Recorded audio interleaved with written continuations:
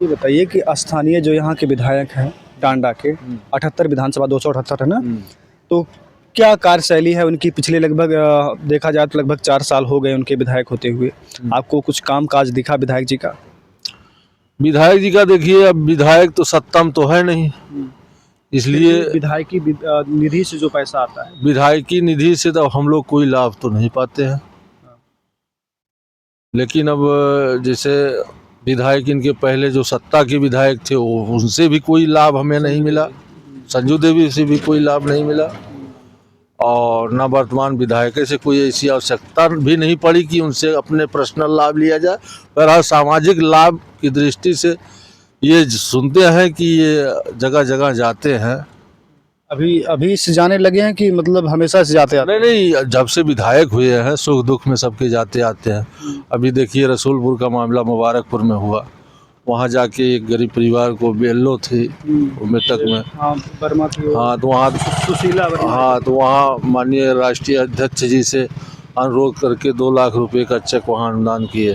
कल परसों की बात है। हाँ, कल परसों की बात है। तो वहाँ तो ये विधायक जी की कृपा थी उसमें। की बार 2027 में कुछ बदलाव होगा कि विधायक जी फिर से दोबारा रिटर्न होंगे? अब बदलाव तो देखिए जनता का मोड़ है, अभी तो कोई रुझान ऐसा नहीं है कि बदलाव हो, ना कोई ऐसा कार्य हुआ है कि बदलाव हो।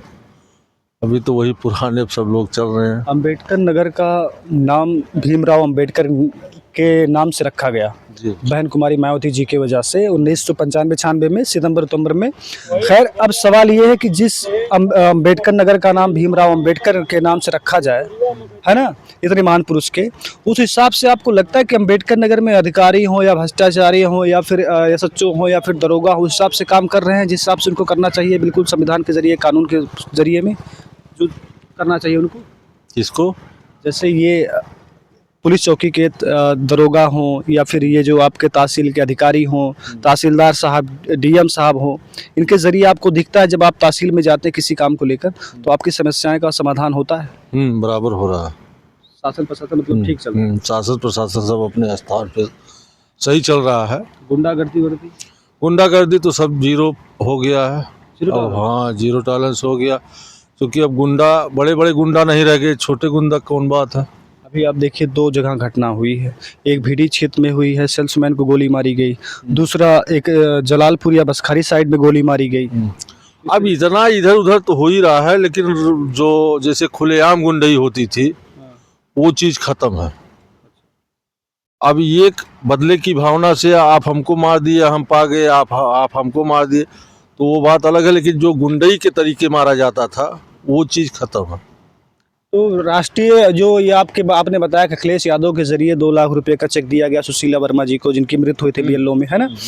अब सवाल ये है कि अखिलेश यादव जी दावा कर रहे हैं कि भाजपा की सरकार वोट चोरी करना चाहती है। एसआईआर का जो प्रक्रिया है उसमें बता रहे हैं कि हर बूथ पर 200 वोट आपको बढ़वाना है।